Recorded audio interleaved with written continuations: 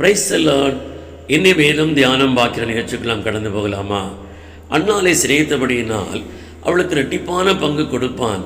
கர்த்தரோ அவள் கர்ப்பத்தை அடைத்திருந்தார் என்று 1 சாமுவேல் 1:5 நாம் வாசிக்கிறோம். எல்கானா அன்னாள் மேல் அளவு கடந்த பாசத்தையும் பிரியத்தையும் வைத்திருந்தபடியினாலே அவள் விரும்பினதை பார்க்கலும் அதிகமாக அவர் எதிர்பார்த்திராத இரட்டிப்பான பங்கையெல்லாம் நேசத்தையெல்லாம் அவளுக்கு காண்பித்து அவளை சமாதானப்படுத்தி கொண்டே வந்தான்.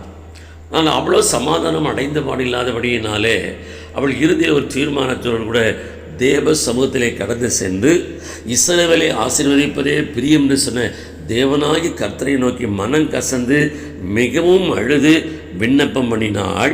என் சிறுமியை கண்ணோக்கி பார்த்து உடைய அடியாளை மறவாமல் நிலைத்தருளி உடைய அடியாளுக்கு ஒரு ஆண் பிள்ளையை கொடுத்தருளும் என்று சொல்லி அவன் வேண்டினாள்.